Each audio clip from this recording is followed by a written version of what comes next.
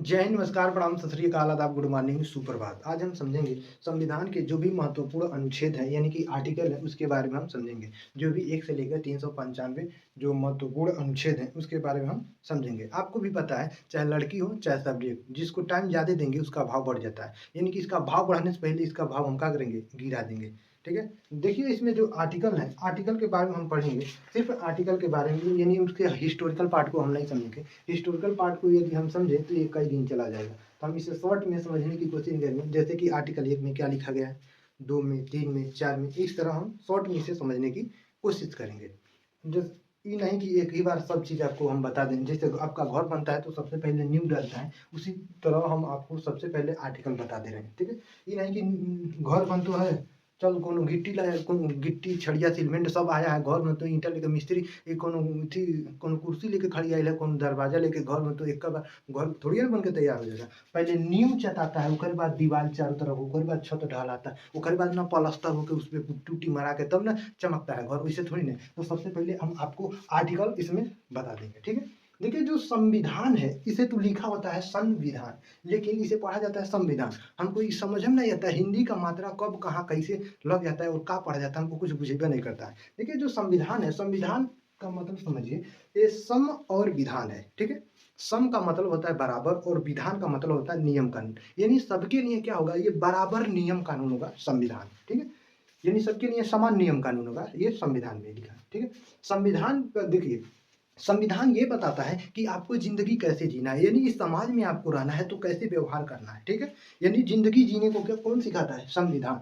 अगर इसके अनुसार आप अपना ज़िंदगी नहीं जीते हैं तो आपको पुलिस कैसे लतियाएगी, वो आईपीसी में लिखा गया है, यानी इंडियन पैनल कोड में लिखा गया है। और वो किस तरह से लतियाएगी, यानी उसी को कहते हैं सेक्शन। ठीक है, सेक्शन यानी कि धारा, किसके तहत आपको लतियाएगी, वही धारा यानी कि सेक्शन है। इसके अलावा आप सुने होंगे सीआरपीसी, यानी जैसे कोनो क्राइम किए होते हैं तो कोर्ट आपको कैसी सजा देगी, वो आपके सीआरपीसी में है। ठीक है, देखिए जो संविधान है, संविधान की बात करें तो संविधान में लेसन है। लेसन यानी कि भाग, हिंदी में इसे भाग बोलते हैं, अंग्रेजी में आप लेसन समझिए।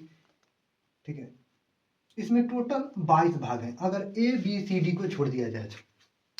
देखिए जो सीबीएसई बोर्ड वाला है उसे एबीसीडी बोलता है, और जो हिंदी मीडियम वाला होता है उसे क ख ग पढ़ता है। तो यानी इसमें कितने भाग हैं, 22 भाग हैं। बात कर लेते हैं इसमें अनुसूची। पिछले क्लास में हमने अनुसूची के बारे में हम आपको बता दिए हैं, अनुसूची। ठीक है, अनुसूची, मात्रा पे मत ध्यान दीजिएगा। ठीक है, मात्रा हम बहुत गलती लिखते हैं। अनुसूची, अनुसूची कितने हैं हमने आपको बता दिया है, 12 अनुसूची। नहीं देखे हैं तो पिछले क्लास में जाइए। ठीक है, इसके बाद हम बात कर लेते हैं अनुच्छेद यानी कि आर्टिकल। इसमें कितने अनुच्छेद हैं, ठीक है, अनुच्छेद, अनुच्छेद यानी कि आर्टिकल। इसमें कितने आर्टिकल हैं, तो 395 इसमें आर्टिकल है अगर ए बी सी डी को छोड़ दिया जाए तो, नहीं तो ये 470 उत्तर के करीब में चला गया है। ठीक है, आर्टिकल। तो चलिए हम इसके पहले भाग को हम अब शुरू करते हैं। भाग 1 में है the union and it's territory, यानी संघ और उसके राज्य क्षेत्र। इसमें 1 से लेकर 4 आर्टिकल हैं। पहला जो आर्टिकल है यानी कि जो पहला अनुच्छेद है उसमें लिखा गया है कि भारत राज्यों का संघ है, यानी कि यूनियन है। देखिए संघ का 2 मीनिंग हम बताए हैं, एक होता है यूनियन, एक होता है फेडरल। फेडरल का भी मतलब संघ होता है और यूनियन का भी मतलब संघ होता है। इसके अलावा एक परिसंघ होता है जिसे हम कन्फेडरल बोलते हैं। कन्फेडरल जो होता है जब मन करता है तब तो टूट सकता है, और जो फेडरल होता है ये टूट सकता है। लेकिन यूनियन क्या है, ये नहीं टूटेगा। भारत राज्यों का क्या है, यूनियन है, यानी संघ है, वो नहीं टूट सकता। जम्मू कश्मीर एड़ी चोटी लगाते रह गया, नहीं अलग हो पाया। तो आर्टिकल 1 में है भारत राज्यों का संघ है, यानी कि यूनियन है। 2 में है कि विदेशी राज्य को मिला लो, यानी पहले ही लिख दिया, कितना होशियार था सबको, कि विदेशी राज्य को मिला लो, और जब मिल जाए तो आर्टिकल 3 का प्रयोग करो, कि यानी जो वर्तमान में जो राज्य मिले हैं उसको कूच काच कर दो, यानी कि उसके नाम सीमा क्षेत्र में परिवर्तन कर दो। यानी देखिए 2 में है कि मिलाओ, 3 में है कूचो, यानी उसके नाम सीमा क्षेत्र में परिवर्तन कर दो। ठीक है, जो विदेशी राज्य मिलाया गया, देखिए विदेशी राज्य को मिलाया गया सिक्किम को, यानी आर्टिकल 2 का प्रयोग करके सिक्किम को मिलाया गया 35वां संविधान संशोधन करके। उसके बाद 35वां संविधान जो संशोधन किया गया था तो सिक्किम को सहराज्य बनाया गया था, यानी को स्टेट बनाया गया था। उसके बाद वो 36वां संविधान संशोधन हुआ और 16 मई 1975 को सिक्किम 22वां राज्य बन गया। जब देखिए, और तीसरा जो आर्टिकल है यानी तीसरा जो अनुच्छेद है, यानी इससे वर्तमान जो राज्य मिले हैं उसके नाम सीमा क्षेत्र में परिवर्तन किया गया। जैसे आपका बिहार को आपका झारखंड में तोड़ा गया, उत्तर प्रदेश को उत्तराखंड में और मध्य प्रदेश को छत्तीसगढ़ में। अभी धारवाड़ और विदर्भ की बात चल रही है। देखिए जो चौथा आर्टिकल है, यानी कि देखिए चौथा आर्टिकल आपको समझने के लिए, देखिए जब हम विदेशी राज्य को मिलाएंगे और आपको जब वर्तमान में मिले हुए राज्य के जब नाम सीमा क्षेत्र में परिवर्तन करेंगे तो राष्ट्रपति हस्ताक्षर के लिए बाध्य होंगे। यानी कि राष्ट्रपति को इसमें एकदम कठपुतली है, कठपुतली समझिए। अगर विदेशी राज्य को मिलाया गया और वर्तमान राज्य में नाम सीमा क्षेत्र में परिवर्तन किया गया, अगर राष्ट्रपति टांग अड़ाते हैं तो इनको लतिया दिया जाएगा। राष्ट्रपति को प्यार से लतिया देना महाभियोग कहलाता है। वो आर्टिकल 61 में है, आगे बताएंगे आपको। तो ये सब आपको समझ में आएगा। भारत पहला आर्टिकल आपको याद हो गया, भारत राज्यों का संघ है। 2 है विदेशी राज्य को मिलाओ। 3 है उसमें पूछताछ कर दो। 4 में है कि राष्ट्रपति को लतियाएंगे, यानी कि राष्ट्रपति में क्या होंगे, बाध्य हो जाएंगे। तब तक एक छोटा सा स्क्रीनशॉट लीजिए, आगे चला जाए।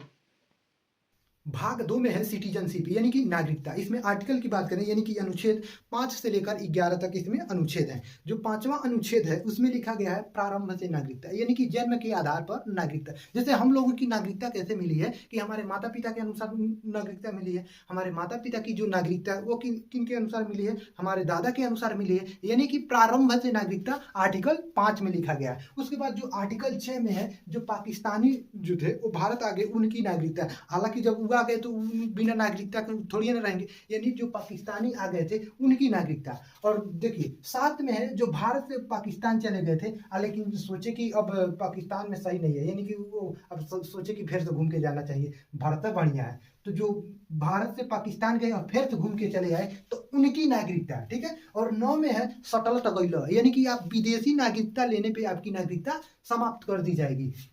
और देखिए सानिया मिर्जा इसीलिए वो नागरिकता भी नहीं ली है, ना तो वही जाके ली है, ना तो पाकिस्तान के लिए और भारत के नागरिकता लिए। उसका एकदम स्वतंत्र है, जहाँ मन करे तहाँ घूम सकती है। वो अपने पति के नागरिकता की वजह से वीजा घूमती है और आपके इसी और यहाँ पे उसकी नागरिकता है यहीं पे पैदा हुई है। ओकरा लड़कवा का अब देखिएगा, मन करेगा तो अपने बाप वाला लेगा, मतलब वो मालिक है दुकान, सैयद मालिक पता नहीं कौन नाम रखा है उसका, सानिया मिर्जा का मर्द का पता नहीं क्या नाम है, ठीक है। तो वो अपने पिता के अनुसार भी नागरिकता ले सकता है और माता के अपने अनुसार ही, यानी कि पाकिस्तानी भी नागरिकता ले सकता है, लेकिन एकता को लेगा, और चाहे वो भारतीय नागरिकता लेगा। यानी कि सटलत गैला, यानी कौनो और सटेगा तो वो चल जाएगा।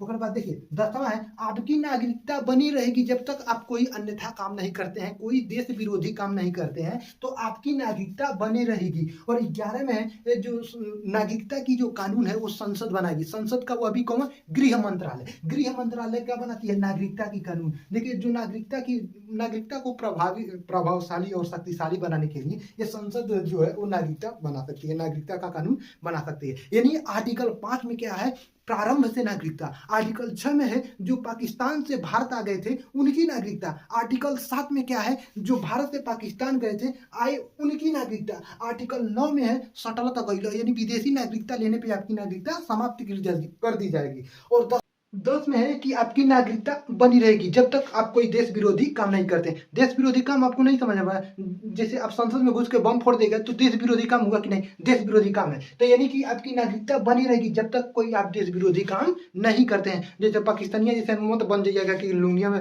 बम फोड़ दीजिएगा, ठीक है। देखिए आर्टिकल 11 में है कि जो नागरिकता की जो कानून है वो संसद बनाएगी, वो भी गृह मंत्रालय। कौन बनाएगी, गृह मंत्रालय।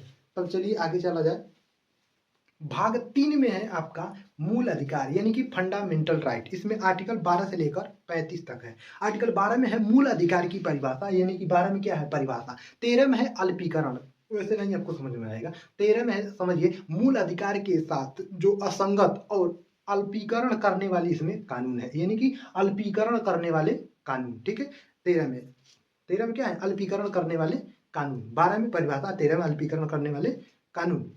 देखिए वैसे आपको समझा दे, थोड़ा समझ लीजिए। जैसे वो 3 तलाक वाला सिस्टम है। देखिए तलाक 3 टाइप का होता है, एक हसन, एक अहसन, एक बिद्दत। हसन, अहसन, बिद्दत, 3 टाइप के होते हैं। यानी कि अल्पीकरण करने वाला क्या है? कानून है। 13वां आर्टिकल क्या है? अल्पीकरण करने वाला कानून। यानी कि तेरी हर तकलीफों का एक मुकम्मल जवाब दूं, कभी वक्त मिले मुझे पढ़ना, मैं भारत का संविधान दूं। यानी संविधान जो है ये हर आपके तकलीफों का एक क्या देगा? जवाब देगा। देखिए, तो यानी 12 हो गया परिभाषा, 13 हो गया अल्पीकरण, 14 है आपका कानून के समस्त मानता। 14 क्या है? कानून के समस्त मानता। 14 क्या है? कानून के समस्त मानता। 14 क्या है? कानून के समस्त मानता। 15 क्या है? धर्म जाति लिंग पर भेदभाव नहीं किया जाएगा। धर्म जाति लिंग पर भेदभाव नहीं किया जाएगा। धर्म जाति लिंग पर भेदभाव नहीं किया जाएगा। 12 क्या है? परिभाषा। 13 अल्पीकरण। 14 कानून के समस्त समानता। 15 धर्म जाति लिंग पर भेदभाव नहीं किया जाएगा। 16 में क्या है? आपका लोक नियोजन की समानता। 16 में लोक नियोजन की समानता। 16 में लोक नियोजन की समानता। 16 में लोक नियोजन की समानता। देखिए, 12 में परिभाषा, 13 में अल्पीकरण, 14 में कानून के समस्त समानता, 15 में है धर्म जाति लिंग पर भेदभाव नहीं, 16 में है आपका लोक नियोजन की समानता और 17 में है आपका छुआछूत, अस्पृश्यता जिसे बोलते हैं। 17 में क्या है? छुआछूत। 17 में छुआछूत। 17 में छुआछूत, छुआछूत, ठीक है। 18 में है उपाधियों का अंत। यानी उपाधियों का अंत। देखिए, उपाधियों का देखिए, एगो सेना में, एगो इथी में बचा है, शिक्षा में दूगो का सिर्फ उपाधि बचा है, ठीक है। दूगो का यानी कोनो प्रोफेसर बन जाता है, उपाधियन है। यानी देखिए, एक शिक्षा और सेना में कोनो कर्नल, कोनो ब्रिगेडियर, कोनो कुछ बनता है। यानी कि खाली सेना और शिक्षा में ही बचल है उपाधियों का यंत्र, ठीक है। यानी देखिए, 12 में क्या है? 12 में परिभाषा, 13 में अल्पीकरण, 14 में कानून के समस्त समानता और 15 में धर्म जाति लिंग पर भेदभाव नहीं किया जाएगा और 16 में है लोक नियोजन की समानता, 17 में है छुआछूत यानी अस्पृश्यता का अंत, 18 में उपाधियों का अंत। 18 में उपाधियों का अंत। उसके बाद 19 में देखिए, इसे देखिए 19 जो है इसे संविधान का बैकबोन कहा जाता है। यानी इसे ये संविधान का रीढ़ कहा जाता है। देखिए, इसमें 19 के ए में है अभिव्यक्ति की, सभा की, संगठन की और संचरण की, निवास करने की, संपत्ति का वाला खत्म कर दिया गया और व्यापार की। 19 में देखिए, 19 के में कौगो है? 7 गो है। कौगो 19 में कौगो चीज है याद करने वाला? 7 गो। बोलिए, पहला बोलने की, पहला अभिव्यक्ति यानी कि बोलने की, पहला अभिव्यक्ति यानी कि बोलने की, उसके बाद सभा करने की, संगठन करने की, घूमने की, निवास करने की, संपत्ति की और आपकी संपत्ति वाला खत्म कर दिया, व्यापार की किसकी? व्यापार की। तो पहला क्या है? एक बार और बोलिए, पहला क्या है? अभिव्यक्ति यानी बोलने की। दूसरा क्या है? सभा करने की। दूसरा क्या है? सभा करने की।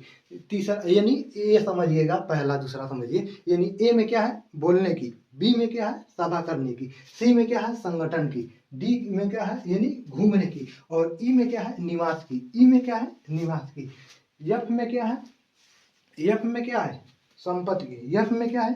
संपत्ति की। एफ में क्या है? संपत्ति की। और जी में क्या है? व्यापार की। जी में क्या है? व्यापार की। जी में देखिए, ए में क्या है? अभिव्यक्ति की। ए में अभिव्यक्ति की, बी में सभा की, सी में संगठन की, डी में संचरण की यानी घूमने की और ई में निवास की और एफ में संपत्ति की खत्म कर दिया गया और जी में व्यापार की।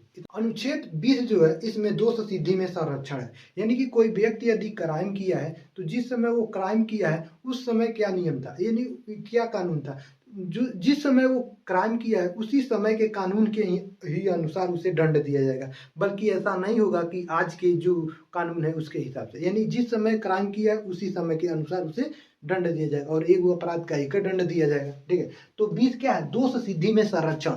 और 21 में है प्राण एवं दैहिक स्वतंत्रता। प्राण एवं दैहिक स्वतंत्रता, अगर बिना आप हेलमेट के चलेंगे तो आपका चालान कटना पक्का है अगर पकड़ लिया तो। एक बार रिवीजन कर लिया जाए। आर्टिकल 12 में क्या है? परिभाषा, 13 में अल्पीकरण, 14 में है कानून के समस्त समानता, 15 में धर्म जाति लिंग पर भेदभाव नहीं, 16 में लोक नियोजन में समानता, 17 में उपाधि अस्पृश्यता है यानी छुआछूत का अंत, 17 में छुआछूत का अंत, 18 में उपाधियों का अंत, 19 इसे बैकबोन कहा जाता है। 19 के ए में है अभिव्यक्ति यानी बोलने की और बी में है आपकी सभा का, सी में संगठन की, डी में घूमने की यानी संचरण करने की, ई में आपकी क्या है? ई में क्या है? बसने की यानी निवास करने की और यफ में संपत्ति की। यफ में संपत्ति यानी समाप्त हो गया, संपत्ति वाला समाप्त। जी में आपका व्यापार की और 20 में क्या है? दोष सिद्धि में संरक्षण और आपका 21 में क्या है? प्राण एवं दैहिक स्वतंत्रता। आगे चलिए, अनुच्छेद 21 के क में है निःशुल्क शिक्षा का अधिकार। यानी कि जो बच्चे हैं उनको जो प्राथमिक शिक्षा है वो निःशुल्क दिया जाएगा, जो 6 से 14 वर्ष के आयु वाले हैं, ठीक है। जो 6 से 14 वर्ष के बीच वाले आयु वाले हैं उनको प्राथमिक शिक्षा उनका निःशुल्क दिया जाएगा। ये 21 के क में है। देखिए 21 का क कब जोड़ा गया था? 86वां संविधान संशोधन के द्वारा। 86वां संशोधन जो है, देखिए सी का मतलब कॉन्स्टिट्यूशन, ए का मतलब अमेंडमेंट यानी संविधान संशोधन। 86वां संविधान संशोधन जो हुआ था ये 2002 में हुआ था। पिछले क्लास में हम आपको बता दिए हैं। इसी के अनुसार जो मौलिक कर्तव्य है, मौलिक कर्तव्य जो है, जो 11वां मौलिक कर्तव्य है, इसी के अनुसार जोड़ा गया 86वां संविधान संशोधन 2002 के द्वारा।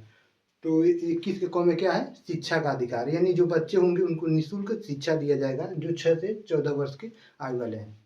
आर्टिकल 22 में है आपका गिरफ्तारी में संरक्षण, यानी कि देखिए जब गिरफ्तारी होती है तो पहले पुलिस क्या करता है? इंट्रोगेशन करता है, यानी कि पूछताछ करती है। उसके बाद क्या होता है कि नॉर्मल मैटर रहता है तो वो कस्टडी में ले लेता है, यानी कि हिरासत में ले लेता है। अगर सीरियस मैटर रहता है तो 24 घंटे के लिए वो क्या कर लेता है? वो अरेस्ट कर लेता है, ठीक है, यानी कि गिरफ्तार कर लेता है। अगर वो उससे बदतर होता है तो रिमांड पे ले लेता है, यानी पुलिस रिमांड पे ले गई है, आप सुने होंगे रिमांड, ठीक है। तो ये 15 दिन के लिए लगभग ले जाती है, जब तक कि सबूत व जाँच नहीं पूरा हो जाता आपका रिमांड पे ले ली, मतलब ली जाती है। उसके बाद ये उस बदतर जब हो जाता है तो जुडिशियल कस्टडी में भेज देता है, तब ये जेल वाला जेलर इसे संभालता है, ठीक है। तो क्या है? 22 क्या है आपका?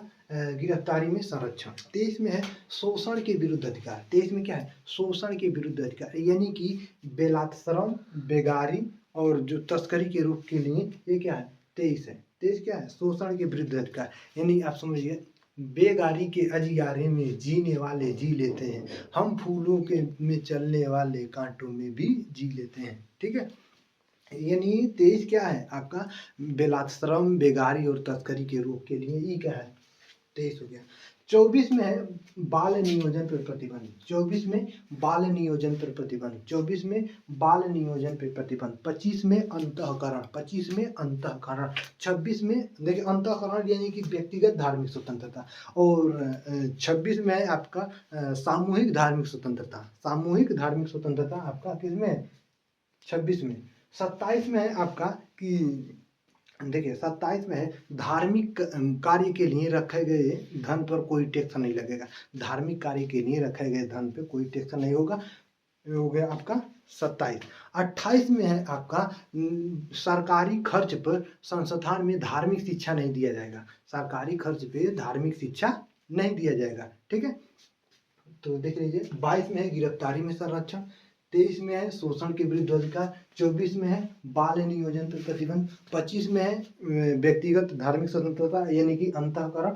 और 26 में है आपका सामूहिक धार्मिक स्वतंत्रता। और 27 में है धार्मिक जो कार्य के लिए रखा गया धन है उस पर टैक्स नहीं होगा। और 28 में है आपका सरकारी संस्थान में मतलब सरकारी संस्थान रहेगा, यानी कि सरकारी खर्च पर संस्थान में धार्मिक शिक्षा नहीं दी जाएगी। और आपका 29 में अल्पसंख्यकों के हितों की रक्षा, ठीक है। अल्पसंख्यक जहाँ पर कम है उनकी मतलब उनको रक्षा करना, समझिए। कहीं पर माइनॉरिटी मतलब कम है, ज़्यादा है, ये समझिए, यानी अल्पसंख्यकों के हितों की रक्षा की जाए। उसके बाद उसके 29 हो गया। 30 में है आपका अल्पसंख्यक अपना संस्थान खोल सकते हैं। यहाँ पर देखिए आप यूपी में देखेंगे तो वो वाले जो है पंजाबी वाले जो रहते हैं यानी सिख वाले बहुत कम रहते हैं, यानी वो अल्पसंख्यक हो गए, यानी कि उनके हितों की रक्षा 29 में हो गया। और 30 में है वो अपना संस्थान खोल सकते हैं, बल्कि जैसे देखें ना मदरसा उदरसा उसमें खाली ये थी मुसलमान ज़्यादा पढ़ता है, यानी कि आप देखे होंगे गाँव में, यानी कि वो अपन अलग ही खोल सकता है, ठीक है, ये समझ लीजिए। 30 में है अल्पसंख्यकों के हितों की रक्षा।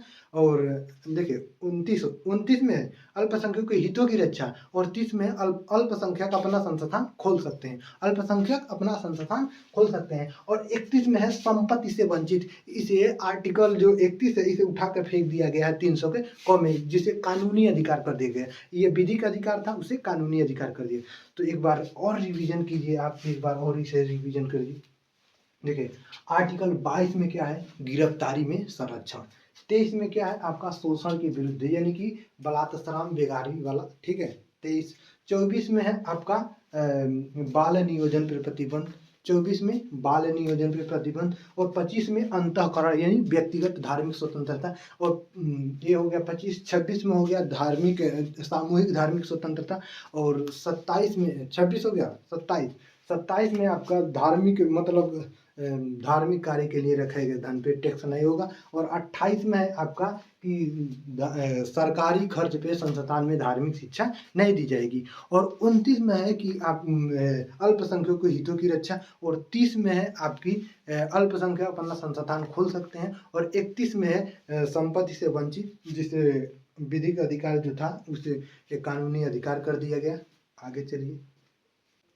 आर्टिकल 32 में है संवैधानिक उपचार। इसे संविधान का आत्मा हृदय के नाम से भी जाना जाता है। इसमें सुप्रीम कोर्ट 5 रिट जारी करता है। ठीक है, देखिए 5 रिट कौन कौन से हैं। एक बंदी प्रतिष्ठीकरण, प्रतिषेध, परमादेश, उत्प्रेषक और अधिकार प्रतिष्ठा। देखिए इसको याद करने का ट्रिक है बंदी पति परमेश्वर उसका अधिकार। क्या ट्रिक है? बंदी पति परमेश्वर उसका अधिकार। बंदी से बन गया आपका बंदी प्रतिष्ठीकरण यानी कि हैबियस कॉर्पस और पति से बन गया प्रतिषेध यानी कि प्रोहिबिजन और परमेश्वर से बन गया उसका बन जाता है आपका परमादेश यानी कि मैंडमस और उसका से बन गया आपका उत्प्रेषक यानी कि सर्टियरी और अधिकार से बन गया आपका अधिकार प्रतिष्ठा यानी कि कोवेरेंटो। देखिए बंदी प्रशिक्षण को समझ लेते हैं। बंदी प्रशिक्षण में क्या है कि 24 घंटे के अंदर शरीर सहित प्रस्तुत करना बंदी प्रशिक्षण में है, यानी शरीर सहित आपको 24 घंटे के अंदर न्यायालय में प्रस्तुत करना है। ठीक है, प्रतिषेध में क्या है यानी कि प्रोहिबिजन यानी कि जो हाई कोर्ट है अपने लोअर कोर्ट के किसी भी फैसले पर या किसी भी कार्य पर स्टे लगा सकता है। आपने अक्सर सुना होगा कोई भी केस चलता है तो उस पर कोर्ट क्या करती है, स्टे लगा देती है यानी कि प्रोहिबिजन। ठीक है,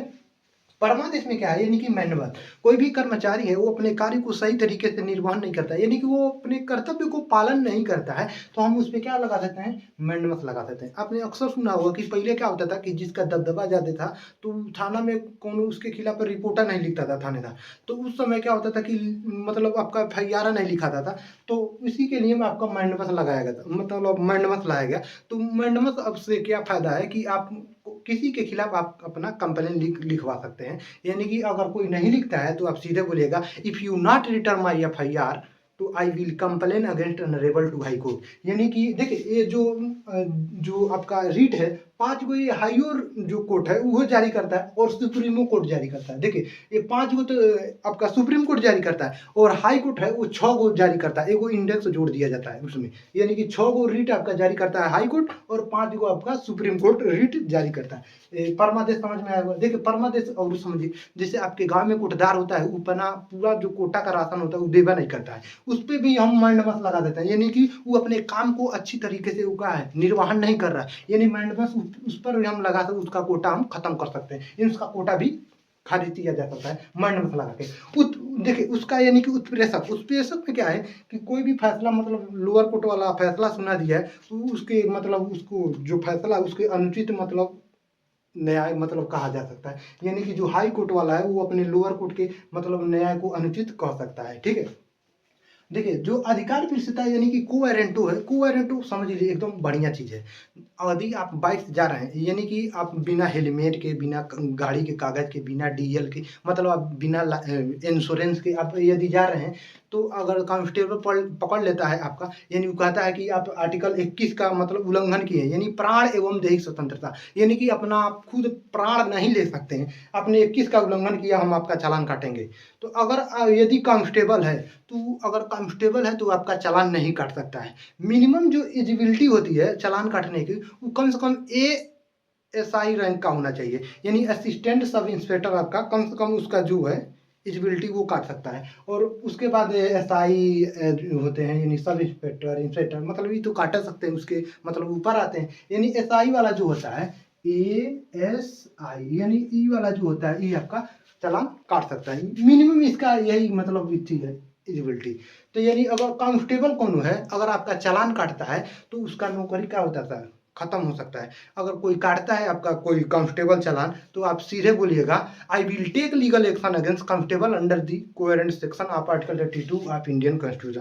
अगर वो पढ़ा लिखल होगा तो वैसे छोड़ देगा, अगर पढ़ा लिखल होगा तो वैसे तो चालान नहीं कटेगा, अगर पढ़ा लिखल होगा तो वैसे छोड़ देगा। और कोनो हेक उनके पास भनक गया ना तो कोई कहेगा जल्दी तू छोड़ दे जल्दी, नहीं तो तोरा नौकरिया उखा लेगा पढ़ा लिखल है, यानी कि कोनो अगर है, देखिए अगर ई रहेगा ना तो ई जानता है कि वारंटो लगा सकता है अगर कांस्टेबल अगर चालान काटेगा, तो इसीलिए जरूर चालान काटता है तो जरूर ई वाला में से कोनो जरूर, चाहे एएसआई वाला चाहे एसआई वाला, कोनो जरूर रैंक वाला उसके साथ रहता है। अगर अकेले में कोई काटता है तो आप उस पर वारंटो लगा सकते हैं। ठीक है, तो ये समझ में आ गया होगा आपका बंदी प्रशिक्षण प्रतिशत परमादेश उत्प्रेषक और अधिकार प्रतिशत आपको समझ में आ गया होगा। देखिए 33 में है मूल अधिकार को सीमित किया गया। मूल अधिकार को इसलिए सीमित किया गया है, जैसे मान के चलिए सेना उना में जैसे ब्रिगेडियर होते हैं, आपका कर्नल होता है, मेजर होता है, आपका जैसे सूबेदार होता है, मतलब ऐसे मतलब पोस्ट होता है। तो अगर मान के चलिए कोई कैप्टन है, कैप्टन के मतलब उसके अंडर में कई लोग आते हैं, तो अगर उसके नीचे कैप्टन के नीचे वाले कई लोग हैं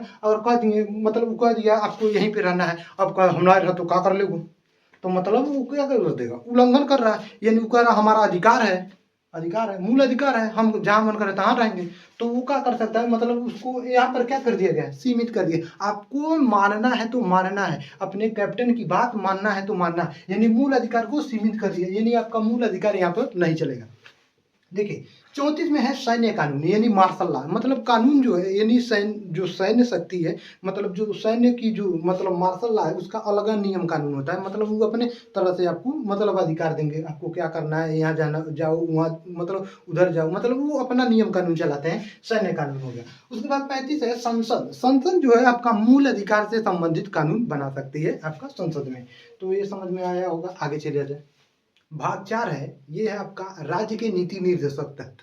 इसमें आर्टिकल 36 से लेकर 51 तक है। देखिए राज्य के नीति निर्देशक तत्व यानी कि इसे हम directive principle of state policy भी कहते हैं, यानी अंग्रेजी में इसको क्या कहते हैं, directive principle of state policy. इसे हम डीपीएसपी के नाम से जानते हैं। क्या, डीपीएसपी। ठीक है, अक्सर क्वेश्चन पूछता रहता है, एसएससी में क्वेश्चन ये पूछ भी लिया है। डीपीएसपी कहाँ से लिया गया है, तो आयरलैंड से। कहाँ से लिया गया है, तो आयरलैंड से। देखिए इसमें आर्टिकल 36 में क्या है, राज्य की परिभाषा है। 36 में क्या है, राज्य की परिभाषा है। 37 में क्या है, न्यायालय में परिवर्तनीय होगा, यानी न्यायालय में परिवर्तन किया जा सकता है राज्य की इच्छा पर, यदि कोई वाद विवाद नहीं होता है, यानी राज्य की इच्छा पर न्यायालय में परिवर्तन किया जा सकता है, वो 37 में। 38 में क्या है, 38 में है आपका लोक कल्याण, यानी कि सामाजिक आर्थिक राजनीतिक मतलब उनसे संबंधित न्याय की अभिवृद्धि के लिए लोक कल्याण, यानी कि 38 में क्या है, लोक कल्याण है। और 39 में है कि समान कार्य के लिए स्त्री और पुरुष को, यानी मेल और फीमेल को समान वेतन दिया जाएगा, यानी समान कार्य के लिए स्त्री और पुरुष को क्या होगा,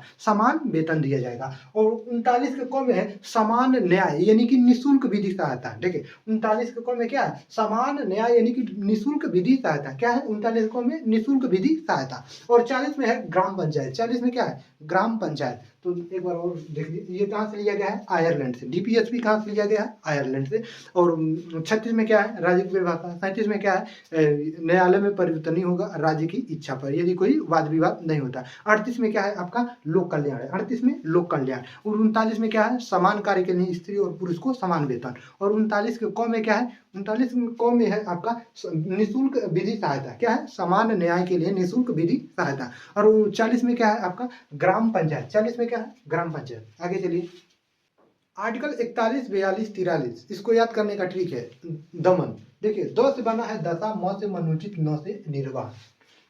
देखिए दशा यानी कि आर्टिकल 41 है, यानी कि अनुच्छेद 41 में क्या है, दशा, यानी कुछ दशाओं में सरकारी सहायता किया जाएगा। जैसे बुढ़ापा में बुढ़ा पेंशन मिलता है, विधवा को विधवा पेंशन में, आपको छात्रवृत्ति मिलता है, और विकलांग को मान के चलिए रिक्शा मिल जाता है, उनको भी मतलब शिक्षा मिल जाता है। मतलब ये क्या है, कुछ दशाओं में आपको सरकारी सहायता किया जाएगा आपका अनुच्छेद 41 में। ठीक है, 42 में मनोचित दशा, यानी कि न्याय संगत मनोचित दशा, यानी प्रसूति सहायता। जैसे महिलाएं जो होती हैं उनको, यदि वो सरकारी पद पे हैं तो उनको जब वो प्रेग्नेंट होती हैं तो उनकी जो डिलीवरी डे होता है, यानी डिलीवरी से 90 दिन पहले उनको छुट्टी दे दिया जाता है, और डिलीवरी के 90 दिन बाद तक उनको छुट्टी मिला रहता है। यानी देखिए 42 में क्या है, उनको छुट्टी मिल सकता है 90 दिन पहले और 90 दिन बाद भी, पहले और बाद भी।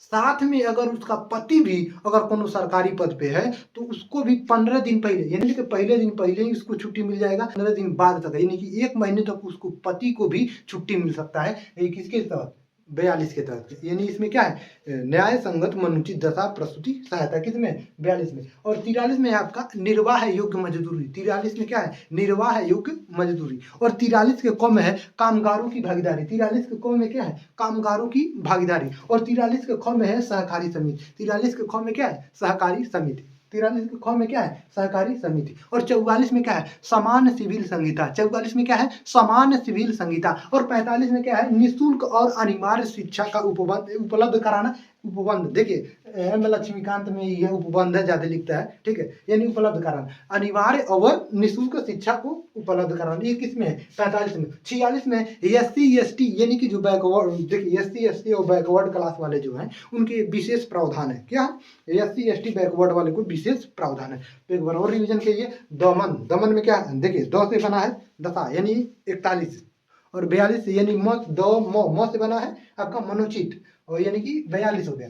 और 9 से बना है आपका निर्वाह, ये क्या हो गया, 43 हो गया। 43 के क में क्या है, 43 के क में क्या है आपका, कामगारों की भागीदारी, 43 के क में क्या है, कामगारों की भागीदारी। और 43 के ख में क्या है, सहकारी समिति, 43 के ख में क्या है, सहकारी समिति। 44 में है समान सिविल संहिता, 44 में समान सिविल संहिता। 45 में निःशुल्क और अनिवार्य शिक्षा, निःशुल्क और अनिवार्य शिक्षा, जो भी 6 से 14 वर्ष के मतलब आयु वाले होंगे उनको शिक्षा दिया जाएगा, निःशुल्क और अनिवार्य शिक्षा, ठीक है। और 46 में SC ST जो बैकवर्ड क्लास के हैं उनको विशेष प्रावधान। तो आगे चलिए, अनुच्छेद 47 में नशीली दवा यानी कि जो भी मादक पदार्थ हैं उस पर प्रतिबंध, जैसे गांजा, चरस, अफीम, आपका शराब, ये सब चीजों पे क्या होगा, प्रतिबंध। देखिए अब शराबी जो होता है वो शराब पीने के बाद वो कहता है मुझे पीने का शौक नहीं, मैं पीता हूँ गम भुलाने के लिए। वाह अरे भाई वाह, भले ही तो घर में वो रोटी चोखा खाता है लेकिन गाना गाता है मुझे पीने का शौक नहीं, मैं पीता हूँ गम भुलाने के लिए। यानी 47 में क्या है कि नशीली दवाएं जो भी हैं यानी पदार्थ है, नशीली जो भी मादक पदार्थ है उस पर क्या होगा, प्रतिबंध है। 47 में क्या है, प्रतिबंध। 48 में है कृषि पशुपालन, यानी कृषि पशुपालन मतलब उनकी जो कृषि या पशुपालन करते हैं तो उसकी आर्थिक मतलब सहायता किया जाएगा, किसमें है, 48 में। जैसे कृषि में आपका सबसे बढ़िया नाबार्ड बैंक लोन देता है, अगर मछली पालन करते हैं यदि 1 एकड़ में, ठीक है, 1 एकड़ में पोखरा खनवा के आप मछली पालन करते हैं तो 12 लाख की लोन देता है, और वो लोन वापस नहीं लेता है। और लेकिन कंडीशन रहता है उसका, मतलब ऐसे मतलब कौन सी इसमें मछली का पालन करेंगे, कैसी ढाल होगा, कैसा पानी होगा, कितनी गहराई होगा, मतलब उसके हिसाब से यदि करते हैं तो 12 लाख का लोन देता है, ठीक है, और वो वापस नहीं लेता है। बड़ा बढ़िया चीज है, आपको इकोनॉमिक्स में बढ़िया से पढ़ा बताएंगे, ठीक है। यानी 48 में क्या है, कृषि एवं पशुपालन से संबंधित आर्थिक मतलब सहायता किया जाएगा। और 48 के क में क्या है, पर्यावरण एवं वन्य जीवों की रक्षा, पर्यावरण एवं वन्य जीवों की रक्षा। और 49 में क्या है, 49 में है राष्ट्रीय धरोहर इमारत और पुरातत्व से संबंधित मतलब उनकी रक्षा करना, यानी उनका महत्व, यानी जो भी राष्ट्रीय धरोहर है उनकी रक्षा करना 49 में है, ठीक है। और 50 में क्या है, कार्यपालिका से न्यायपालिका को अलग किया गया, कार्यपालिका से न्यायपालिका को अलग किया गया। और 51 में क्या है, इंटरनेशनल जो भी मैटर है, ये आपका 51 में, इंटरनेशनल मैटर कितने में है, जो अंतर्राष्ट्रीय विवाद है वो किसमें है, 51 में। तो देखिए 47 में क्या है, नशीली जो भी मादक पदार्थ है उस पर प्रतिबंध। 48 में क्या है, कृषि पशुपालन की आर्थिक जो भी सहायता है वो चीज है, ठीक। 48 में, 48 कम है पर्यावरण एवं वन्य जीवों की रक्षा। और 49 में क्या है, राष्ट्रीय धरोहर से संबंधित जो भी महत्व हो, ठीक है। और 50 में क्या है, कार्यपालिका से न्यायपालिका को अलग किया गया है, ठीक है। और जो 51 में इंटरनेशनल मैटर है वो चीज है। तो आगे चलिए हम चलते हैं, भाग 4 का क, ये पब्लिक ड्यूटी है, और भाग 4 जो है वो आपका सरकार का ड्यूटी है, यानी DPSP सरकार का ड्यूटी, और भाग 4 का जो क है ये आपका पब्लिक ड्यूटी है, ठीक है। भाग 4 का जो क है वो पहले था नहीं, इसे 42वां संविधान संशोधन 1976 के द्वारा इसे जोड़ा गया, भाग 4 का क, ठीक है। और आर्टिकल 51 का क जोड़ा गया इसी के, और 10 गो मौलिक कर्तव्य जोड़ा गया, ठीक है, आपका जो 42वां संविधान संशोधन था उसी के द्वारा। और जो 11वां जो मौलिक कर्तव्य था वो 86वां संविधान संशोधन 2002 के द्वारा उसे जोड़ा गया, जो 6 से 14 वर्ष के बच्चे होंगे उनको निःशुल्क शिक्षा का अधिकार, ठीक है।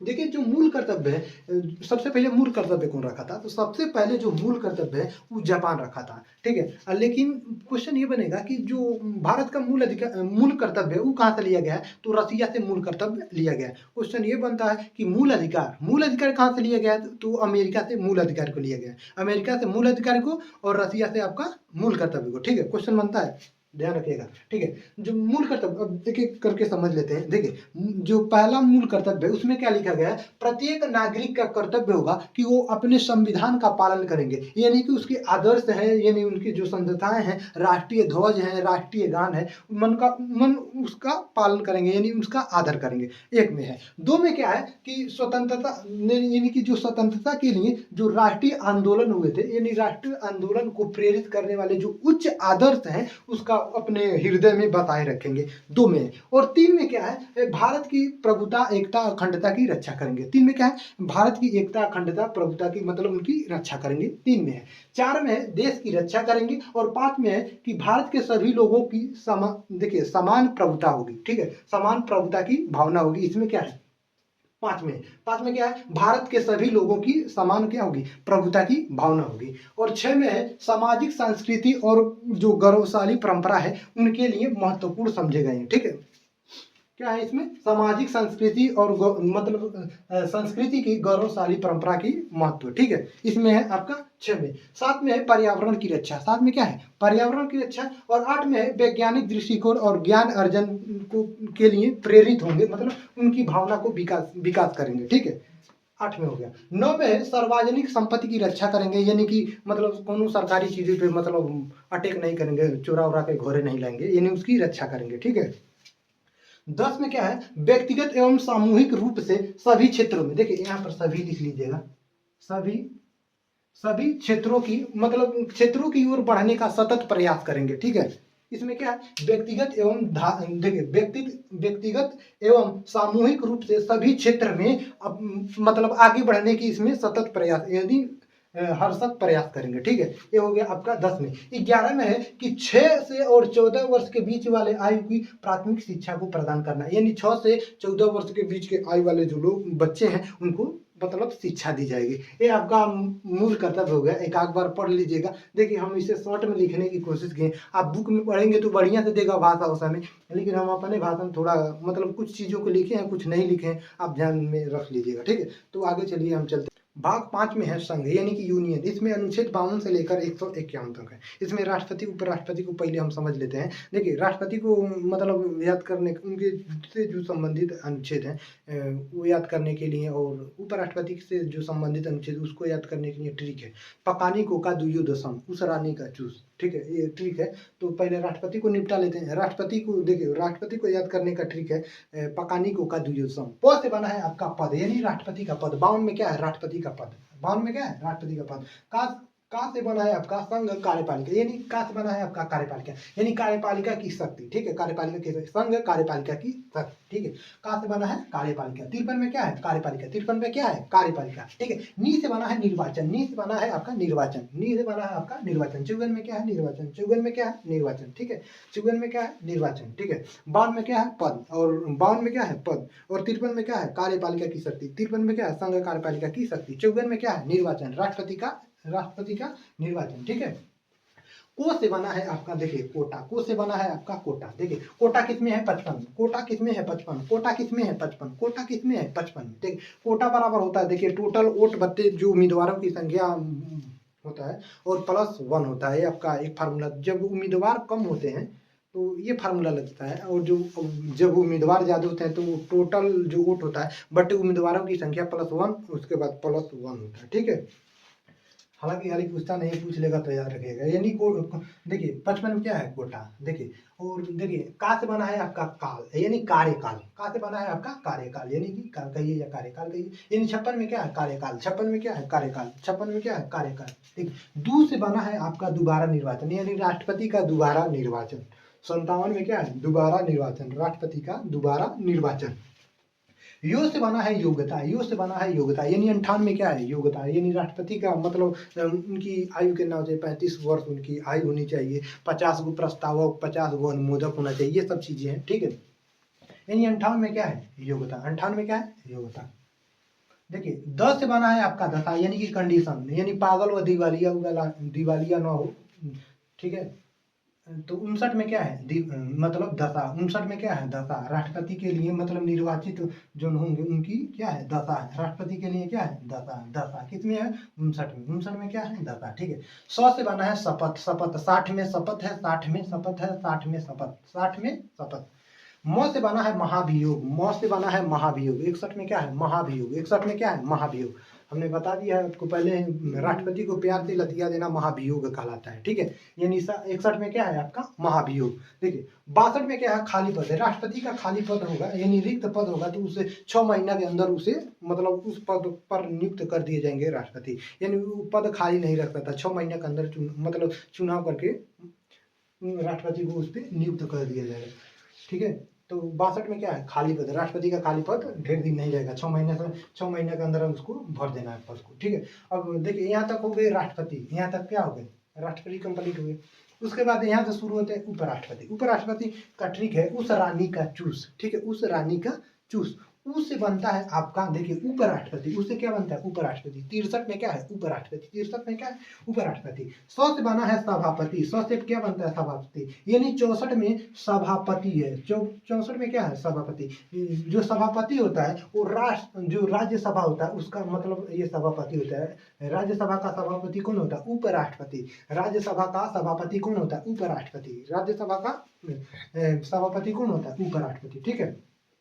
रा से बना है राष्ट्रपति, ठीक है, रा से क्या बना है राष्ट्रपति, राष्ट्रपति का कार्यवाहक कौन होता है उपराष्ट्रपति, यानी राष्ट्रपति नहीं रहेंगे तो उसका कार्यभार कौन संभालेंगे उपराष्ट्रपति, ठीक है, उपराष्ट्रपति, ठीक है। यानी 65 में क्या है राष्ट्रपति का कार्यवाहक यानी उपराष्ट्रपति होंगे, ठीक है। नी से बना है निर्वाचन, यानी 66 में क्या है निर्वाचन, उपराष्ट्रपति का निर्वाचन, उपराष्ट्रपति का निर्वाचन, 66 में क्या है उपराष्ट्रपति का निर्वाचन, उपराष्ट्रपति का निर्वाचन, ठीक है। का से बना है कार्यकाल, यानी उपराष्ट्रपति का कार्यकाल, उपराष्ट्रपति का काल, ठीक है। 67 में क्या है उपराष्ट्रपति का कार्यकाल, ठीक है। 68 में देखिए चू से बना है आपका चुनाव का समय, ठीक है, यानी निर्वाचन का समय, ठीक है, चू से बना है आपका चुनाव का समय यानी कि निर्वाचन का समय, ठीक है। तो 68 में क्या है आपका चुनाव का समय, 68 में क्या है चुनाव का समय। 69 देखिए 100 से है आपका शपथ, 100 से शपथ यानी 69 में क्या है शपथ, 69 में क्या है शपथ, 69 में क्या है शपथ, ठीक है। ई से बना है आपका देखिए इमरजेंसी है, यानी देखिए आपातकाल में राष्ट्रपति का पद मतलब उपराष्ट्रपति संभाल सकते हैं, ठीक है। तो यह इतना तक आपको याद हो गया होगा, ठीक है। तो देखिए पकानी को का द्वियोदशम याद कर लिएगा, खाली उस रानी का चूस ई, ठीक है। ये आपको ट्रिक याद कर लेंगे तो आपको इतना जो अनुच्छेद है वो दिक्कत नहीं करेगा। तो आगे चलते हैं। अनुच्छेद 71 में क्या है राष्ट्रपति और उपराष्ट्रपति का मतलब उनका जो विवाद होगा वो सुप्रीम कोर्ट देखेगा। 71 में क्या है राष्ट्रपति और उपराष्ट्रपति का विवाद कौन देखेगा सुप्रीम कोर्ट देखेगा। 72 में क्या है राष्ट्रपति की क्षमादान की शक्ति है, 72 में क्या है राष्ट्रपति की क्षमादान की शक्ति है 72 में। 73 में क्या है कार्यपालिका की शक्ति का विस्तार, यानी कार्यपालिका की जो कार्यपालिका है उसके कार्य प्रणाली को आसान बनाने के लिए राष्ट्रपति कानून बना सकते हैं आपके 73 में है। 74 में राष्ट्रपति सलाह ले सकते हैं मंत्रिपरिषद से, यानी प्रधानमंत्री मंत्रिपरिषद से मतलब प्रधानमंत्री रहेंगे मंत्रिपरिषद रहेगी और राष्ट्रपति उससे क्या कर सकते हैं सलाह ले सकते हैं आपकी 74 में। 75 में राष्ट्र जो मंत्रिपरिषद देखिए मंत्रियों का उपबंध है, ठीक है, यानी कि जो मंत्री होंगे अन्य मंत्री का जो नियुक्ति होगा वो राष्ट्रपति प्रधानमंत्री के सलाह पर मतलब उनकी नियुक्ति करेंगे अन्य मंत्री का, ठीक है। ये हो गया आपका 75। 76 में क्या है आपका देखिए महान्यायवादी यानी अटॉर्नी जनरल, देखिए अटॉर्नी जनरल ये सेंट्रल गवर्नमेंट के लिए इसमें बात किया गया है 76 जो आपका अनुच्छेद है। 77 में क्या है देखिए जो सरकार के कार्यों का संचालन यानी सरकारी जो है मतलब वो किस तरह कार्यों का अपने संचालन कर रहे हैं, ठीक है, वो आपका 77 में। 18 में प्रधानमंत्री का कर्तव्य होगा कि वो राष्ट्रपति को अपने संसद की मतलब जो कार्यवाही है उसकी जानकारी राष्ट्रपति को दे, यानी राष्ट्रपति का देखिए राष्ट्रपति को सभी जानकारी प्रधानमंत्री को देना होगा, इनका ये क्या है कर्तव्य। तो आगे चलिए 79, 80, 81 को याद करने के लिए ट्रिक है सरला। देखिए सरला कैसे याद करेंगे, देखिए स से बना है संसद यानी संसद किसमें है 79 में, संसद किसमें है 79 में। र से बना है आपका राज्यसभा, 80 में क्या है राज्यसभा। और ला से बना है आपका लोकसभा, लोकसभा यानी 81 में क्या है लोकसभा, ठीक है। सरला क्या करेंगे स से बनेगा आपका संसद, र से राज्यसभा, ला से बनेगा आपका लोकसभा, ठीक है।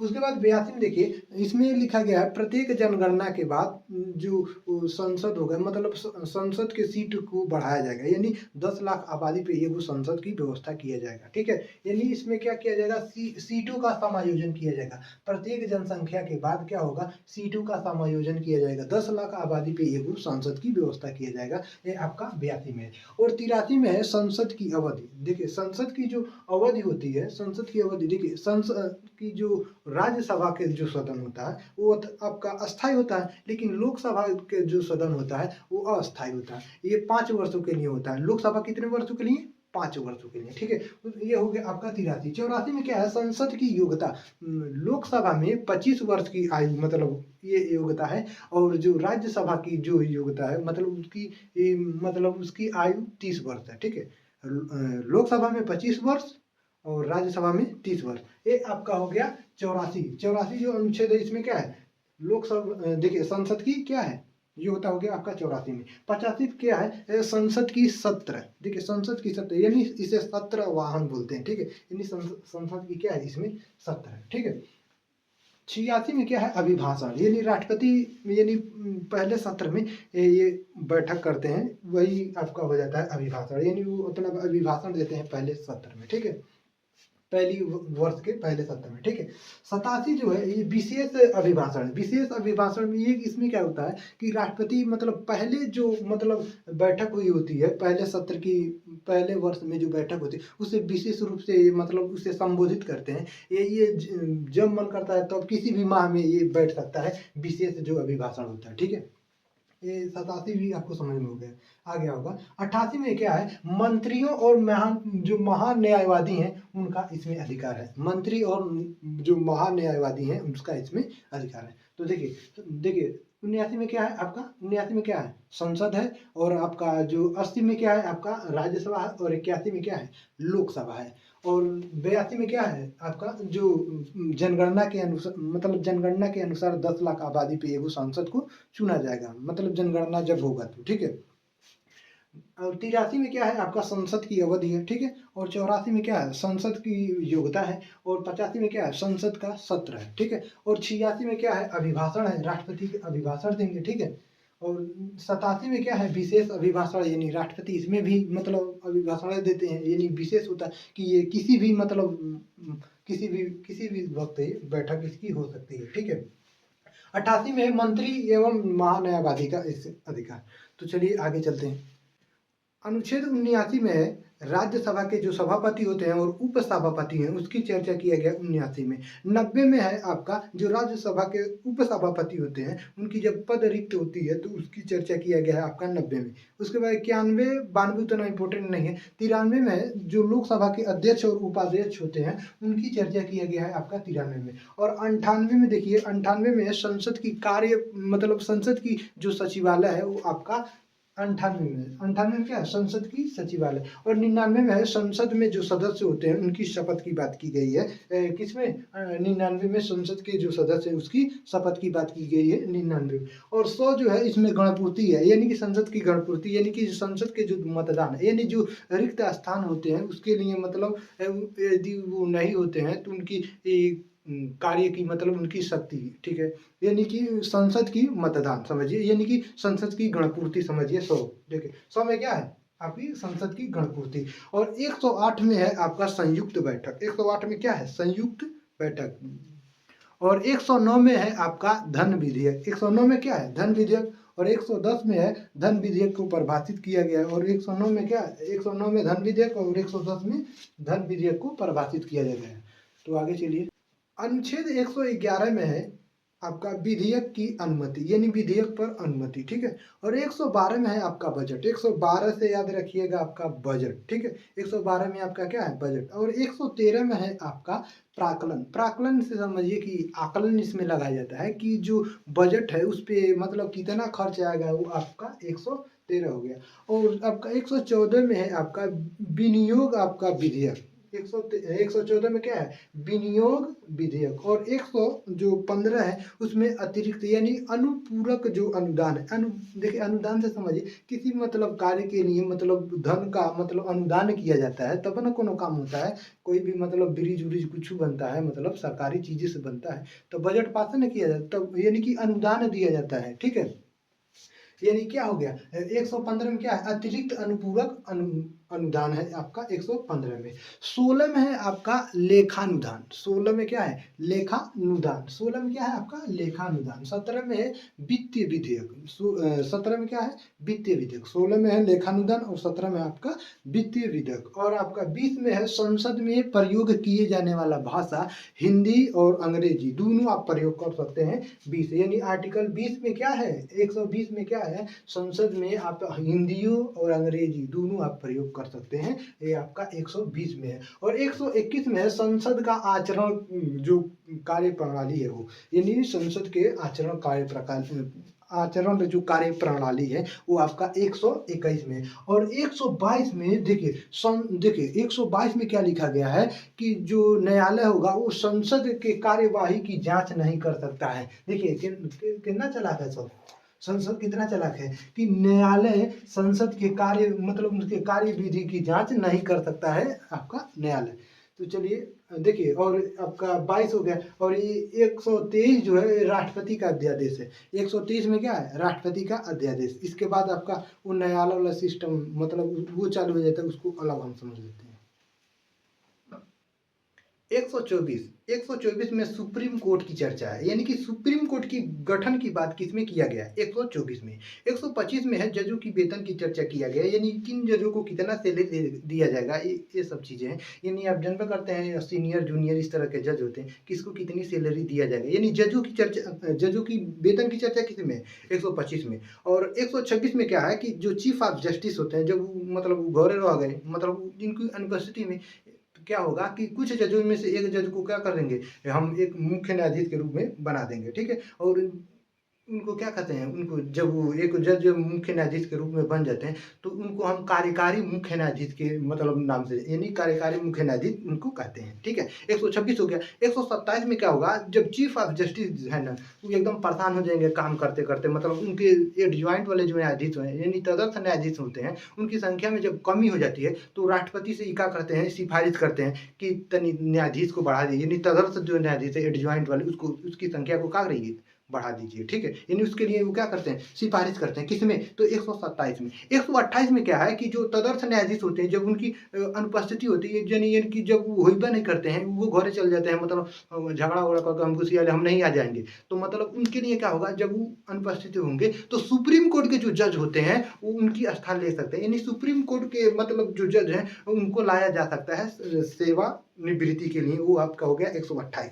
129 में देखिए, 129 में है सुप्रीम कोर्ट के अभिलेख न्यायालय का कार्य करेगा। सुप्रीम कोर्ट क्या करेगा, अभिलेख न्यायालय का कार्य कौन करेगा, सुप्रीम कोर्ट करेगा। ये आपका 129 में। 130 में है सुप्रीम कोर्ट का स्थान, यानी सुप्रीम कोर्ट का स्थान कहाँ पर है, तो आप जनता करते हैं दिल्ली में। सुप्रीम कोर्ट का स्थान कहाँ पर है, दिल्ली में जनता करते हैं, यानी कि सुप्रीम कोर्ट का स्थान मतलब इसकी चर्चा किसमें है आपका 130 में। 131 में क्या है कि सुप्रीम कोर्ट का प्रारंभिक अधिकारिता है, ठीक है। सुप्रीम कोर्ट का प्रारंभिक अधिकारिता यानी कि मूल अधिकारिता भी कई जगह मिल जाएगा, प्रारंभिक के जगह पर आपको मूल अधिकारिता भी मिल सकता है, ठीक है। यानी सुप्रीम कोर्ट की मूल अधिकारिता की बात किसमें किया गया है, तो 131 में है। और 132 में क्या है कि जो हाई कोर्ट है वो सुप्रीम कोर्ट में अपील कर सकता है, यानी अपील करने का अधिकार है सुप्रीम कोर्ट मतलब हाई कोर्ट को भी। तो आगे चला जाए। 137 में सुप्रीम कोर्ट अपने फैसले को बदल सकती है, जैसे आपका केशवानंद भारती केस हुआ था, बाद में क्या हुआ कि अब सुप्रीम कोर्ट अपने निर्णय को बदल दी, यानी कि 137 है उसमें सुप्रीम कोर्ट अपने निर्णय को बदल सकती है आपका 137 में। 138 में क्या है कि 138 में है कि जो सुप्रीम कोर्ट है उसकी जो मूल अधिकारिता है उसकी वृद्धि की बात की गई, यानी मूल अधिकारिता की वृद्धि की बात किसमें की गई है, 138 में। अब 131 में क्या किया गया था, जो मूल अधिकारिता थी उसको मतलब सुप्रीम कोर्ट की मूल अधिकारिता की उसमें चर्चा किया गया था, और इसमें क्या किया गया है, 138 में वृद्धि की बात किया गया है, ठीक है। 139 में क्या है, 139 में ये है कि मूल अधिकार जो है उससे संबंधित मतलब रीट जारी कर रहा था सुप्रीम कोर्ट आर्टिकल 32 के तहत, तो यदि मूल अधिकार के मतलब अलावा किसी अन्य मैटर पर यानी किसी अन्य मामले पे अगर रिट जारी करना है, तो सुप्रीम कोर्ट वो आर्टिकल 32 का प्रयोग न करके आर्टिकल 139 का प्रयोग करेगा। किसका प्रयोग करेगा? 139 का प्रयोग करेगा। सुप्रीम कोर्ट इसके तहत रिट जारी कर सकता है 139। 141 में क्या है कि जो सुप्रीम कोर्ट का जो निर्णय है वो सभी न्यायालय के लिए मान्य होगा। यानी कि जैसे आप गांव में मैच उच खेलते हैं, भले से गलदू उल्दू करते लगते हैं लोग, आउट रहता है तब वो आउट नहीं देता, एम्पायर अगर उससे मिल जाता है तो कहता है आउट नहीं देंगे हम, ये और कबू कहते हैं एम्पायर का निर्णय सर्वमान्य होगा। यानी कि सुप्रीम कोर्ट का निर्णय क्या होगा? सर्वमान्य होगा। यानी कि सुप्रीम कोर्ट जो निर्णय देगा सभी न्यायालय यानी कि उसको मानेंगे। 41 में क्या हो गया? 141 में सुप्रीम कोर्ट का निर्णय है, ठीक है। और 142 में क्या है कि सुप्रीम कोर्ट जो यानी कि जो राष्ट्रपति हैं वो सुप्रीम कोर्ट से मतलब किसी भी केस या किसी भी मैटर पर वो सलाह ले सकते हैं। 142 में लिखा गया है, ठीक है। 148 में क्या है कि सीएजी की चर्चा है। सीएजी का जो नियुक्ति होता है वो राष्ट्रपति करते हैं आपके प्रधानमंत्री के सलाह पर। यानी कि सीएजी का मतलब जानते हैं? Comptroller editor general. Comptroller editor general यानी कि आपका महालेखा परीक्षक होता है, ठीक है। महालेखा परीक्षक, इसका हिंदी महालेखा परीक्षक। यानी सीएजी की चर्चा किस में है? 148 में। 149 में सीएजी की शक्ति की चर्चा है। देखिए जो सीएजी होता है वो आपका क्या होता है? जो खर्च की जांच यही करता है। ये आपका लेखा जो विभाग होता है उसका प्रधान होता है। यानी लेखा जोखा का काम यही करते हैं स्टेट वाले, यानी स्टेट और आपके केंद्र वाले। तो इसमें 50 में वही लिखा गया है बात। देखिए 150 में क्या है? स्टेट यानी यूनियन टेरिटरी, यानी कि केंद्र और राज्य के जो भी खर्च का जो लेखा जोखा है वो आपके सीएजी करते हैं। कौन करते हैं? सीएजी। 50 में क्या है? सीएजी लेखा जोखा करते हैं, समझिए, ठीक है। और 151 में क्या है कि सीएजी जो लेखा जोखा का काम है उसका रिपोर्ट राष्ट्रपति को सौंप देंगे। यानी कि अब कहेंगे कि सीएजी कहेंगे कि ये था पूरा राज्य का लेखा जोखा, यानी खर्चा पानी जो भी था हमने आपको रिपोर्ट में इसे लिख दी है, अब लीजिए आप संभालिए। आशा करते हैं इन सब चीज़ों को आप समझेंगे। जो भी आर्टिकल 1 से लेकर 151 तक जो भी अनुच्छेद थे हमने बता दिया लगभग। देखिए आपका भाग 1 खत्म हो गया, 2, 3, 4 और 5, ठीक है। यानी कि हमने संविधान के 5 चैप्टर को हमने क्या कर दिया? समाप्त कर दिए हैं, ठीक है। तो आगे हम 6, 7, 8, 9 जो भी आर्टिकल यानी कि जो भी भाग हैं उसे हम समझ लेंगे क्लास में, ठीक है। और अब बारी है इसका रिवीजन का। इसका आप रिवीजन करते रहिए। देखिए आप ढेर वक्त आप इसका रिवीजन मत कीजिए, एकदम आप एकदम एक का बैठे सबको याद मत कीजिए। आप सुबह में 10 मिनट देख लीजिए, दोपहर में 10 मिनट, शाम को 10 मिनट और रात को 10 मिनट, मतलब 10-10 मिनट आप देते रहेंगे, यानी 40 मिनट आप आर्टिकल को दे रहे हैं एक दिन में। अगर यदि आप एक हफ्ते तक इसे लगातार दीजिए तो आपको वैसे याद हो जाएगा आपका आर्टिकल, ठीक है। तो देखिए आपका जो क्लास था ये कई दिनों से डिले रहा क्योंकि शोर शराबा ज़्यादा था, इसीलिए आपका क्लास डिले रहा, ठीक है। तो जो भी मतलब अब आपकी मतलब क्लास जो है वो अब डेली चलेगी, ठीक है। आप अपना एकदम पढ़ाई जो है इत्मीनान से करते रहिएगा। सभी जो भी सब्जेक्ट है अपना पढ़ते रहिएगा। तो हम मिलते हैं अब नेक्स्ट क्लास में। जय हिंद।